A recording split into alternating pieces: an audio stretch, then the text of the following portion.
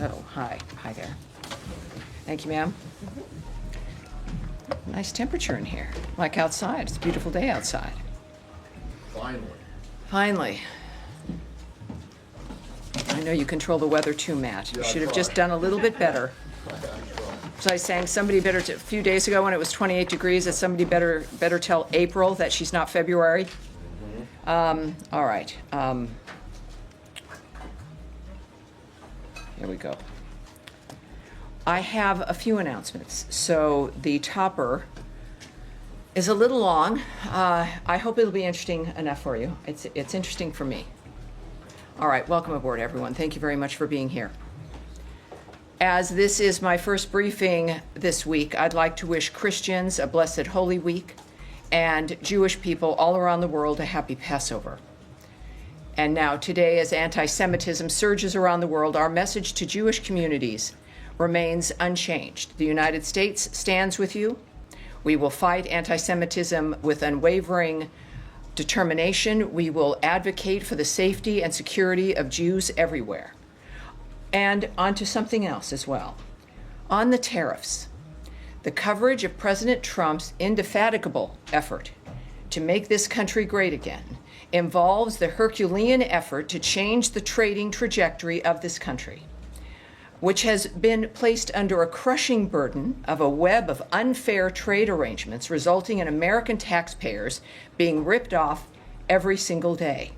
Only President Trump has the vision and the courage to say enough is enough.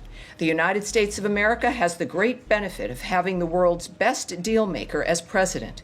His actions on tariffs have illustrated to our enemies and allies alike that the United States is a nation that should not be taken for granted and whose fortunes are directly connected to the success of every other nation on this planet.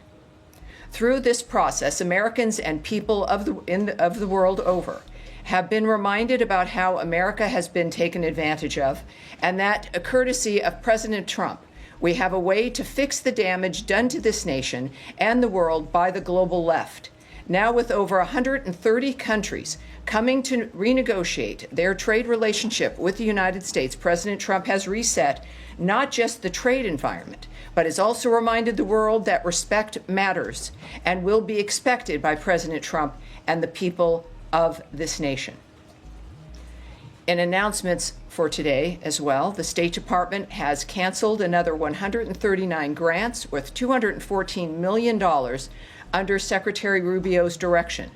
As the Secretary said, quote, "The American taxpayers should not be funding misguided programs. We are cleaning up the mess the previous administration left and rebuilding an agency that's focused on putting America first." Now, let's look back to last weekend. Ambassador Stephen Witkoff conducted talks with the Iranian foreign minister, which were hosted by the Omani foreign minister. As the White House statement described, quote, "The discussions were very positive and constructive, and the sides agreed to meet again next Saturday. Our goal remains clear. In the words of Ambassador Witkoff, quote, "A deal with Iran will only be completed if it is a Trump deal. Any final arrangement must set a framework for peace, stability, and prosperity in the Middle East, meaning that Iran must stop and eliminate its nuclear enrichment and weaponization program. It is imperative for the world that we create a tough yet fair deal that will endure, and that is what President Trump has asked me to do." Also last weekend, Expo 2025 Osaka officially opened on Sunday in Osaka, Japan. The 31,000 square foot USA pavilion showcases American excellence, innovation, and leadership, and reinforces our commitment to engagement in the Indo-Pacific and the U.S.-Japan bilateral relationship. Over the coming 6 months, the Expo looks forward to welcoming millions of visitors. Back here at home, Secretary Rubio joined President Trump in welcoming President Bukele to the United States yesterday. Since Secretary Rubio's visit to El Salvador, the United States has deported dangerous MS-13 and TDA gang members to El Salvador's prison. Because of this, our nation is safer and more secure. As Secretary Rubio said of President Trump and President Bukele, Our hemisphere is lucky to have two leaders who are totally aligned in their commitment to law and order. Last, in non-foreign policy news, I want to applaud the Trump administration's FDA on their plan to phase out various animal testing requirements.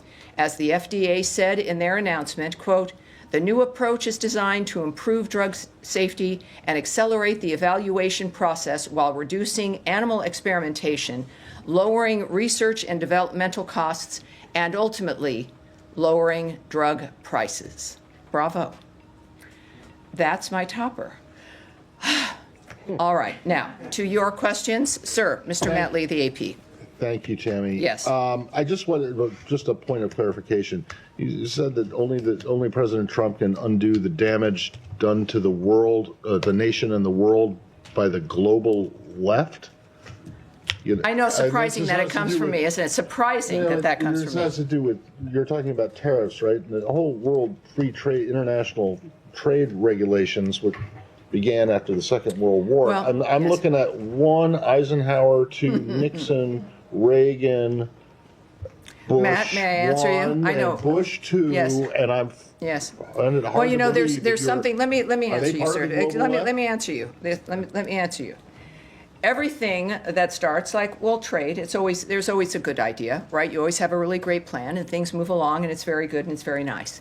And then time changes and the left gets control of certain aspects, certain countries, certain Congresses, and things begin to change and spending begins to increase and arrangements begin to change and are not necessarily as good for the United States. The fact of the matter is, at this point in time, we are on an unsustainable path, a burden that is crushing. You see it in the actions that this administration has to take regarding the budget of this entire entity.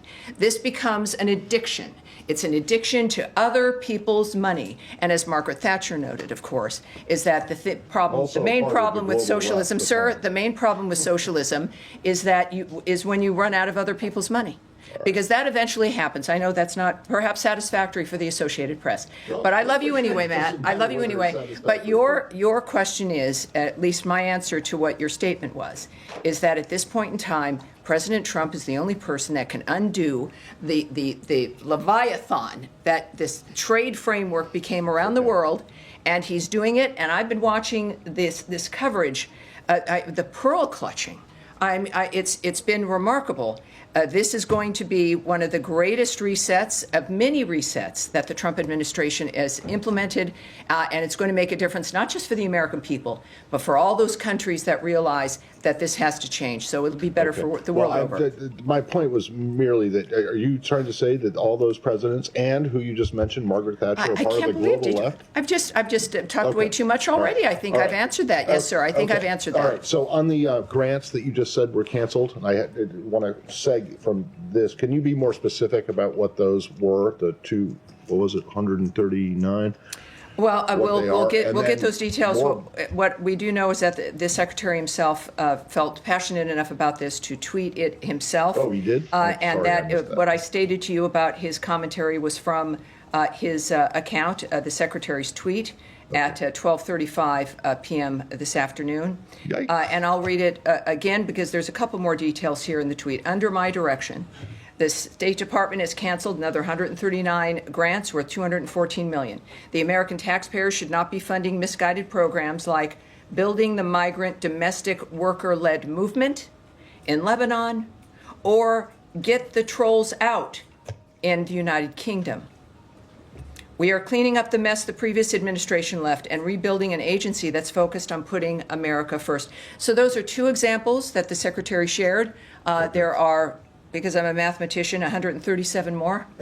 And I'm sure at some point we will, I believe that, I'll tell you what, let's see if we can find the full list. And we'll move ahead accordingly. So, and that just segs into the broader budget question. You saw the reports yesterday and the day before about the OMB plans for a drastic reduction in the State Department, or the Function 150 budget, which includes state and USAID.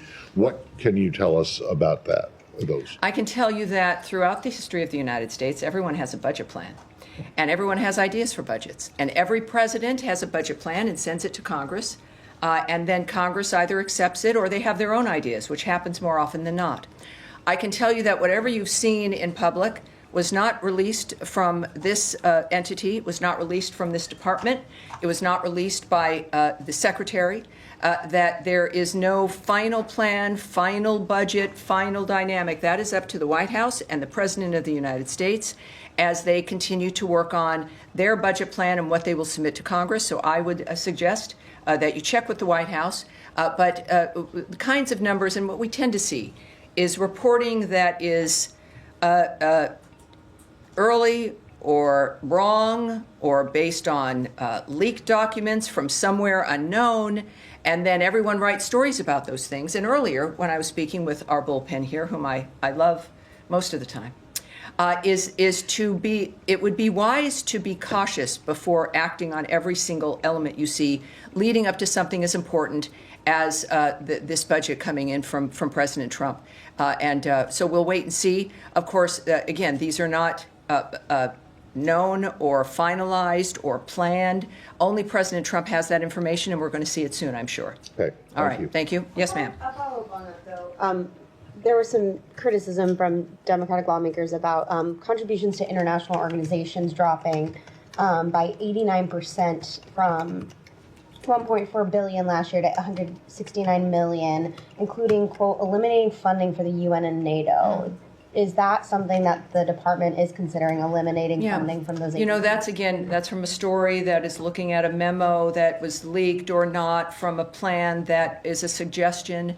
What I can tell you, though, is it really makes me concerned when I see the word eliminate. I traveled to NATO for that summit with the secretary. Every meeting, every moment, every time on camera, in every bilateral meeting, talking with the Secretary General, the one message, it was with several messages, but the singularly important message that everyone there cared about was the fact that the Secretary of State of the United States reiterated our complete commitment to NATO, as has the President of the United States. Now, what we also want in our commitment means that we want to make sure and help to make sure that the nations in NATO can actually deliver on the mission of NATO, which is to be a deterrent. It is not to help with wars or to help fight them or to fund them or to make it a little bit better as the wars are going on. NATO was meant to be a collection of entities that would stop the bad actors from doing the bad thing, because it would be very, very bad for them if they did it. And at this point, clearly, we've got nations that have got to ramp up, share the burden, increase their defense spending, not because we're meanies, but because we are committed to NATO. And NATO has to be the thing that it has been purported to be and expected to be at the beginning and wants to be. I have to tell you that there was recognition of this fact. At NATO, the number of countries increasing their budget commitment to defense, the recognition that it was an important thing, without exception. And that's where, when we think about a story about eliminating funding to NATO, couldn't be further from the truth. This is about making NATO stronger, making NATO, well, dare I say, great again. But that's where it becomes like fear-mongering and understandably upsets people. But as I've said with the other review we've had with the foreign aid, some things will change, but it doesn't mean that we've changed our commitment to something, but it may look different. That if, in fact, other nations are coming together and raising their commitment and their contribution, perhaps the American contribution then does come down, and yet NATO is stronger. So that is, I think, part of what every family does, is looking out for each other, being honest, and providing solutions to that problem. So that story comes from the same speculation that has come from other documents that are moving about, when nothing could be further from the truth, and certainly commenting on numbers they might have is not helpful. There will be plenty to discuss when President Trump releases and sends to Congress his budget bill. Yes, sir. Thank you. I've got one on Syria and one on Yemen. Has the department made any decision, or is it reviewing potentially granting visas to any Syrian ministers for next week's World Bank and IMF meetings? let's take that back. I don't have information on that. It's a good question, of course, with the meeting coming up, but I'll have that to you. And was it Yemen? Yes. We've obviously the U.S. has been engaged in a military campaign over there for the past several weeks. Is the State Department leading any diplomatic path to get to whatever end result it is that the U.S. wants? We've seen reports that the U.S. is now looking at potentially supporting a ground invasion in Yemen, or supporting factions inside of Yemen to push ahead with the momentum after the military campaign. Well, I won't speak on any negotiations that may or may not be happening or diplomatic considerations. I think many people have seen the reports regarding actions that may or may not be happening on the ground in Yemen as the Houthis' ability to resist is degraded.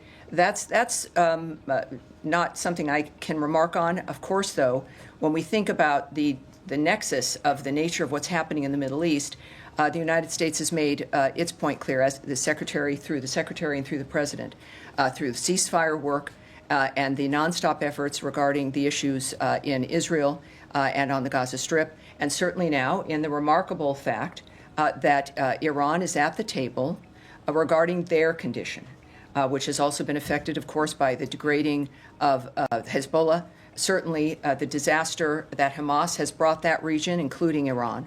So when we think about the ceasefire and making people's lives better, it certainly affects the entire region. And I think that's what we can all count on. Yes, ma'am. Tammy, thank you.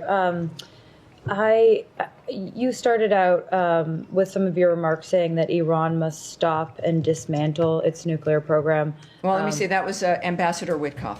Yeah, echoing what Ambassador Witkoff tweeted earlier today.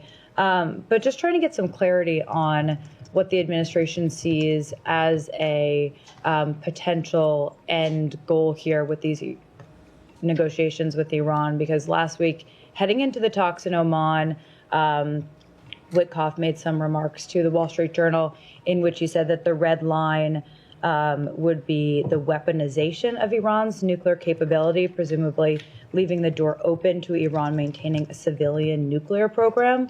So is the administration open to an end state where Iran does still have a civilian nuclear program, but they are no longer able to speedily get a nuclear weapon? Well, first of all, for a comprehensive response, and we heard from Caroline earlier, the White House has that kind of response. What I can say, nevertheless, is that the Secretary has been clear, as has the President, as has been the Ambassador, that Iran cannot have a nuclear weapon or an enrichment program. What we hear, and I said this again to our friends earlier in the day, as I do, some of you listening from home, I kind of spend about a half hour with our bullpen during the day, and we have some talks and find out what's on their mind. But what I mentioned, because there's always a reaction to a single tweet or a remark that's in a newspaper. And as we are clearly moving to a secondary meeting, which I still won't call a negotiation, but that could change, is that these are people who are the best in the world. Ambassador Witkoff clearly is one of the best people in the world for negotiating and for dealing with bad actors and getting peace and ceasefires. But when things are being said in the moment, in public, you must consider that that's not part of how they negotiate in the sense of whatever they're talking about together. And that one should always wait and see that no one's negotiating in public. No one is. I don't know who that message would be for, or the nature of what's said and how and what format. I would say what matters is an end result, our parties agreeing, papers being signed. It is not what people say, but the actions they take. We have shown that as a nation when the actions that we take and the nature of what we commit to, you can combine the two of what we say and what we do. But I would say that there's one goal here, and that is that Iran cannot have a nuclear weapon, and certainly or the enrichment program, and that is, I think, a pretty easy thing to start with, and that is the one thing that we know that they're working on, and I think we'll have some success considering who we're addressing. So just yes, sir. Follow up on Iran. You mentioned Ambassador Witkoff's tweet today. Last night in an interview with Fox News, he was talking about keeping Iran's enrichment levels below 3.67%, which is like on par with JCPOA. Today he talked about eliminating Iran's enrichment. So what's the reason of this difference here? Well, if you can contact the White House, but what I just noted to you is that these are comments that are made. It could be made, by anyone in the moment of something that's happening. I would point to his comment today on Twitter, but I also, Ambassador Witkoff speaks for himself quite well, and he is a very transparent man. What's going to matter is what is accomplished, what the end result will be, as opposed to parsing one statement or a sentence line there and another one over here. I know we all want answers because, well, humanity has an interest in the end result of this. But I would just caution you in that regard, and to wait. And again, the thing that matters is what is accomplished, what the last point is. And if anyone can do that, it would be President Trump and his vision, along with Ambassador Witkoff, who's done a great job in this regard. Yes. Tammy, thanks so much. A couple questions on the Palestinian Authority. The Times of Israel reported a few days ago that Mahmoud Abbas had sent a letter to Secretary Rubio trying to open up the door to get certified that the pay-for-slay program has been ended by the Palestinian Authority. I know you're not going to comment on that correspondence, but in a broader perspective, the State Department is not exactly doling out foreign aid with any enthusiasm at the moment, and the purpose of ending pay-for-slay would be to restart foreign aid to the Palestinian Authority. So does the State Department have any appetite at this point to start that process if the end result is no foreign aid being distributed in the end anyway? And the second question I have is just the broader bird's eye view relationship right now between the U.S. and the Palestinian Authority. Mahmoud Abbas boycotted during the first Trump term, and we've seen American officials go to Jerusalem a number of times. Historically, they made a corresponding trip to Ramallah or Bethlehem. We haven't seen that so far. Bird's eye view. I think I always try to give you the bird's eye view. But I would say that, first of all, I can't comment on if there are any negotiations or diplomatic considerations. What I do take issue with immediately is that we don't have any glee or excitement over handing out foreign aid. Our commitment to foreign aid hasn't changed. It is in our nature as Americans. It's what we do. I would argue the starting of this country was an aid package for the future. My goodness. And it certainly is also, foreign aid is not a carrot or a stick in negotiations. If it's needed, it's needed. If it isn't, it isn't. We don't use it in that fashion. So I like you very much, and I think you're a nice guy. But it's always disheartening. I don't want to be mean. I don't want to be mean. Only to Matt I want to be mean. It's disheartening but it reminds me, and I'm glad that I'm here, to repeat, for people to not be left with that impression, that it's not like, oh, we got to give foreign aid. It would be great if nobody needed foreign aid. But we know that we are a country with incredible resources. We know that. And we have incredible responsibilities. And we do not shy away from them. It's part of why we do what we do. We want to be a part of the world. We know we can help, and we do. So it's not ever a part of that we just don't want to do something, and so we're not. It's can we? And can it be done properly? Is it aligned with what's great for the United States? And mostly also, certainly it is not used as a weapon. And I just want to say that as strongly as I possibly can. And as far as the nature of what's happening, we are asked often by many of you in different ways, is that there is a constant, regular commitment to Gaza, to the Gazan people, certainly to one of our strongest, if not most stalwart ally, Israel, who have, by the way, a new ambassador from the United States, Ambassador Mike Huckabee. So we're very excited about the future. We are working constantly to make have a ceasefire and to change the trajectory on the ground. That has not stopped.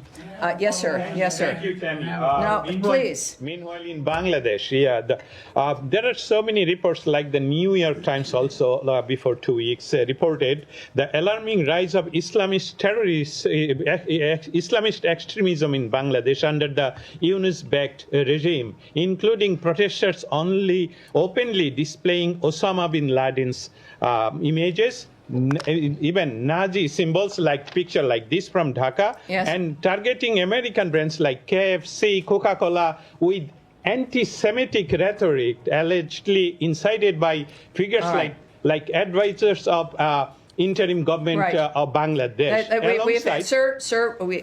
I've heard you, and I know and I appreciate your passion. And Bangladesh is a country with certain issues. They are also a country that we've talked about often, certainly with the questions from the crew here. So for a specific dynamic, I'm going to have us take that away. What I do have is something I want to mention regarding Bangladesh, which is that there's been an arrest of a UK MP, Tulip Sadiq. This from the Bangladeshi courts have issued that arrest. It is, of course, all of this, and what you're discussing, even protests, etc., are a matter for the Bangladesh authorities to handle. And, of course, talking with them matters a great deal as well. So ultimately, the future of Bangladesh is going to be decided by the Bangladeshi people. They're facing what you've been describing for some, and in others that, of course, we've seen the reports as well. And, elections matter. We know, I don't want it to sound trite here, but it's true. Democracy matters, and actions by people matter to confront issues that might, in fact, as we've seen over the last 20, 25 years, destroy their lives. It's pretty clear what the choices are for many nations on this planet. So thank you, sir. Yes, sir, with the beard. Thanks, Tammy. I wanted to ask about negotiations with Russia. Has there been any discussion of sanctions relief, and has the White House asked the State Department to draw up any list of sanctions that could be removed? I won't speak to any discussion between the White House, certainly in the State Department, Secretary Rubio, and any other leader here. What I can say is a reminder that what was clear from the beginning, there would be no negotiations, no decisions, no arrangements until after the carnage has stopped. And after Palm Sunday, it's clearly a dynamic where there have to be more questions about the nature of who's really committed to peace and a ceasefire.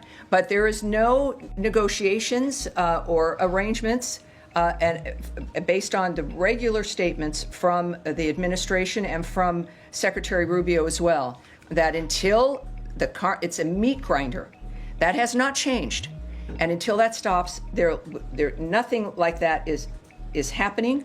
And yet we continue to work, obviously, for the ceasefire in that regard. Yes, sir.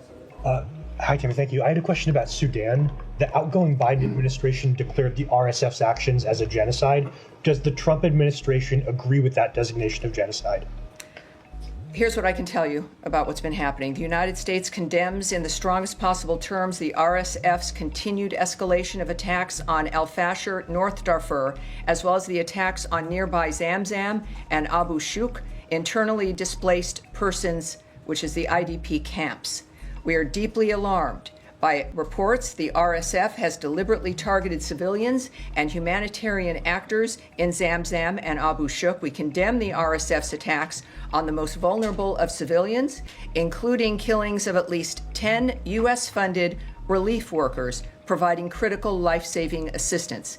We urge the protection of civilians, including humanitarian workers. We also call for the opening of humanitarian corridors to enable humanitarian access and the safe passage of civilians fleeing violence. The belligerents must uphold their obligations under international humanitarian law and must be held accountable. So are you declining to affirm the designation of genocide? I've made my statement clear, but what this does mark, today marks 2 years since the start of the conflict in Sudan. And this conflict has caused death, destruction, and a displacement crisis that has the potential to destabilize the entire region with massive flows of displaced people, arms, and disease. It is past time for the warring parties to put down their guns and negotiate a durable peace that allows for broad-based, participatory dialogue so the Sudanese people can decide their future in a peaceful and unified Sudan. just to clarify, Yes, I wanted to I've clarify answered you. the definition I've of extensively answered you quite extensively, sir. Go ahead, please.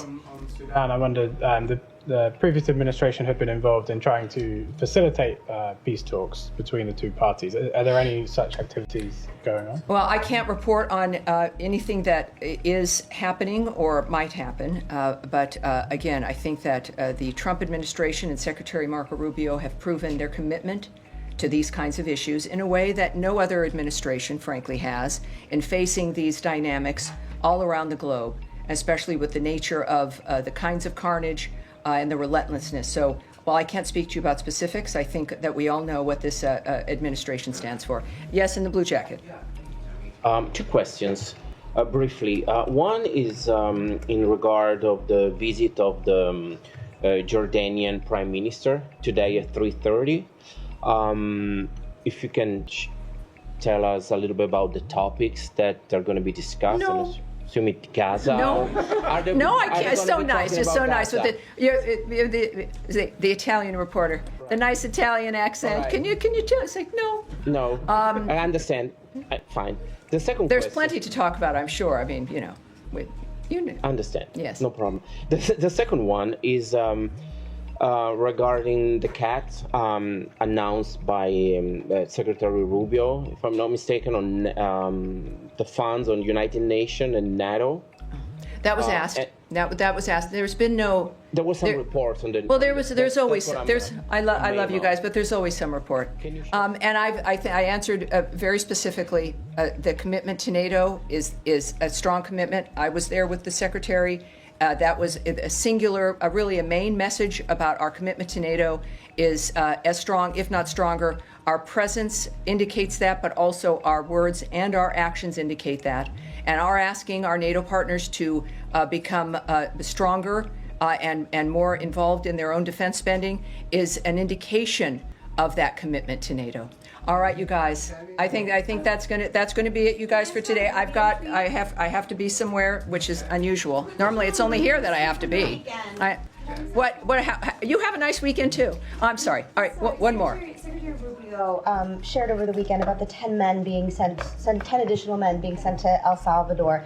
Do you know on which authority they were sent? Was it AAA or Title VIII? So, first of all, he did note that, and which means this country is certainly a little bit safer, isn't it? I would refer you to the Department of Homeland Security and DOJ, which makes those kinds of decisions. I would also note that it was great to have President Bukele here. Clearly, a remarkable man and such a great ally, helping to make America safer again. And his love for the American people is what I think pretty obvious, even though he loves El Salvadorans more, I'm sure. But it was a great weekend in that regard. Obviously, not a good weekend with certain other actions. But this is a busy administration. It is a country that is standing ready to do what's necessary to help not just their neighbors, but also the rest of the world. We're not even 100 days in.